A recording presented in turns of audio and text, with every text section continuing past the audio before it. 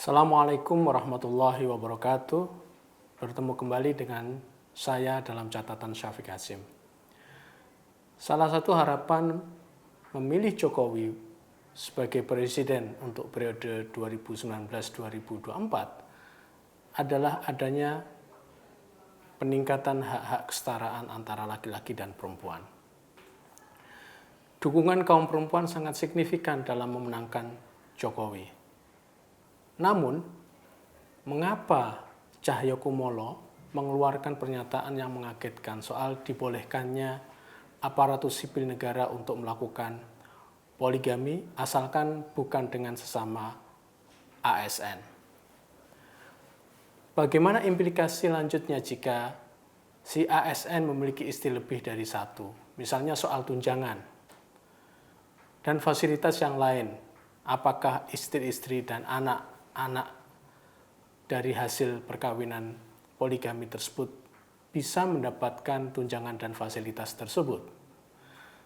Pernyataan Cahyo di atas ditanggapi oleh Arief Poyuwono dari Partai Gerindra dengan menyurati Presiden Jokowi untuk mencabut PP nomor 45 tahun 1990 tentang izin perkawinan dan perceraian bagi pegawai sipil. Alasannya, PP ini lebih melegitimasi penindasan kaum perempuan dengan ayat-ayat poligaminya. Demikian argumen Arief Poyuwono. Bagi masyarakat Indonesia yang mayoritasnya Muslim, persoalan poligami ini memang selalu menjadi bahan diskusi publik. Karena di dalam Islam, persoalan poligami itu diperbolehkan. Bagi kalangan perempuan yang memperjuangkan hak-hak kesetaraan, poligami dianggap sebagai bentuk objektifikasi perempuan, menjadikan perempuan sebagai sasaran ketidakadilan. Catatan saya kali ini akan mengulas bagaimana sesungguhnya persoalan poligami itu didiskusikan di dalam literatur Islam baik klasik maupun modern, dari masa ke masa. Ayat Al-Quran yang biasanya dirujuk sebagai dasar kebolehan laki-laki Muslim untuk melakukan poligami sampai batas 4 istri adalah surat An-Nisa. Wankihu ma tobalakum minan nisa'i masna wa sulasa wa ruba fa in khiftum alla ta'dilu fawahidatan aw ma malakat aimanukum.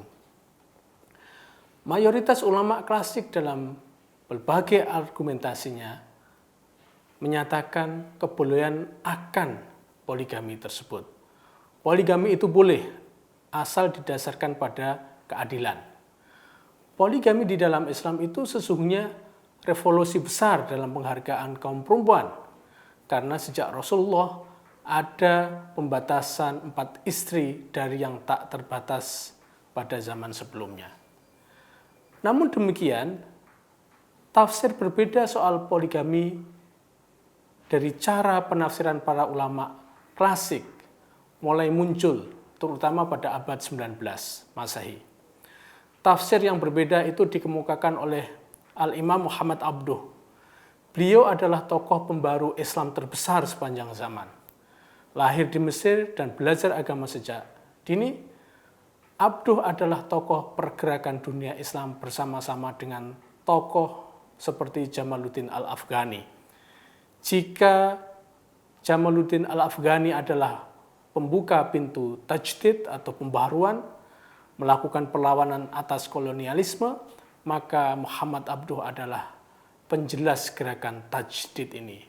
Abduh menyerukan apa yang dia sebut dengan istilah tahrirul aql, pembebasan nalar, dan tajdidud dini al-islami, pembaharuan yang bersifat keagamaan.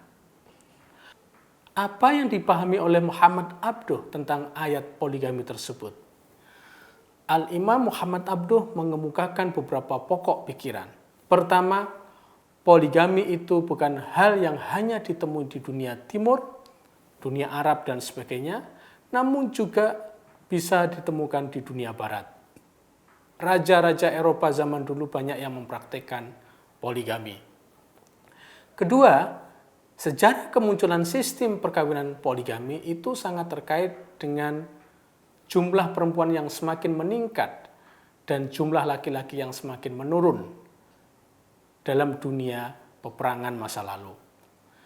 Ketiga, sistem poligami di dalam dunia Islam sebenarnya sistem yang berbeda dengan dunia pra-Islam, di mana poligami di dalam dunia Islam itu ada batasnya.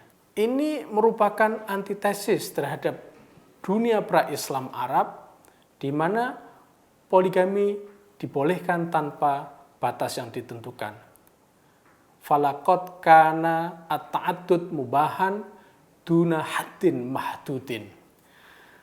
Batas yang ditawarkan oleh Islam adalah 4, yang itu merupakan sebuah lompatan besar dari ketidakada batasan tersebut.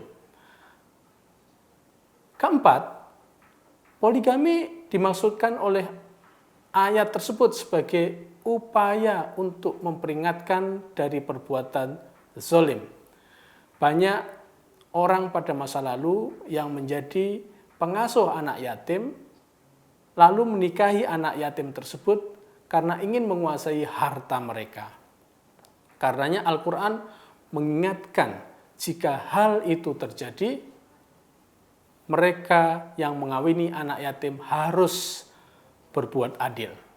Kelima, poligami mensyaratkan keterwujudan keadilan yang mutlak.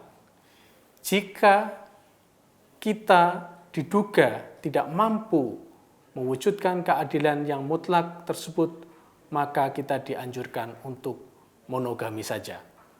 Imam Muhammad Abduh di sini menggunakan bahasa diduga, artinya perkawinan poligami tersebut belum dilaksanakan. Memiliki perasaan bahwa kita tidak bisa berbuat adil saja, hukumnya kita tidak diperbolehkan melakukan poligami, apalagi memang terbukti kita tidak bisa berbuat adil. Keadilan di sini yang dimaksud oleh Muhammad Abduh bukan keadilan yang bersifat bendawi saja, namun juga meliputi keadilan yang bersifat maknawi, misalnya keadilan rasa cinta. Karenanya Muhammad Abduh pernah ditanya, hal yajuzu man utta'addud, apakah diperbolehkan untuk melarang pernikahan poligami? Jawaban Syekh Muhammad Abduh tegas, na'am, ya, boleh. Alasannya adalah keadilan mutlak di sini itu merupakan syarat wajib yang harus terpenuhi dalam perkawinan poligami, dan mewujudkan keadilan itu hal yang harus ada pula. Di sini Muhammad Abduh berani melarang perkawinan poligami. Berdasarkan pemikiran Abduh di atas, prinsip perkawinan yang dikehendaki oleh Al-Quran, terutama surat An-Nisa tersebut, adalah monogami. Tidak hanya Muhammad Abduh, Thahir Al-Haddad, seorang mujaddid dari Tunisia, juga memiliki pemikiran yang sama dengan Muhammad Abduh. Dalam kitab yang ditulis oleh Thahir Al-Haddad, Imra'atuna fi Syariah wal Mujtama, terbit tahun 1930, dinyatakan jika poligami tidak memiliki dasar di dalam Islam. Dia menganjurkan bahwa poligami zaman sekarang sudah waktunya untuk dihilangkan. Bahkan pemikiran Thahir Al-Haddad inilah yang sekarang menjadi dasar hukum mengapa di Tunisia poligami itu tidak diperbolehkan. Nasr Hamid Abu Zaid dalam kitabnya Dawairul Khauf berargumen jika pelarangan poligami itu memiliki kedudukan yang sama dengan pelarangan perbudakan di dalam Islam. Jika pada zaman sekarang ini mengawini budak itu dilarang, maka menurut Nasr Hamid Abu Zaid, mengawini lebih dari satu istri juga dilarang. Karena keduanya disebut dalam ayat yang sama.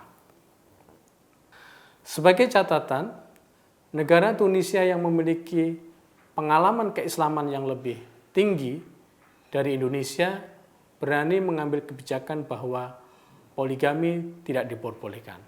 Sementara Indonesia masih membuka bahkan membolehkan poligami bagi ASN-nya, sebagaimana yang dinyatakan oleh Cahyo tersebut. Nampaknya cara pandang yang digunakan oleh rezim ini adalah cara pandang yang mementingkan kepentingan laki-laki. Mungkin kebijakan ini akan mendapat apresiasi dari ASN yang memang sudah lama ingin memiliki istri lebih dari satu, namun yang pasti hal ini juga akan banyak menimbulkan kekecewaan bagi kaum perempuan. Demikian, wassalamualaikum warahmatullahi wabarakatuh.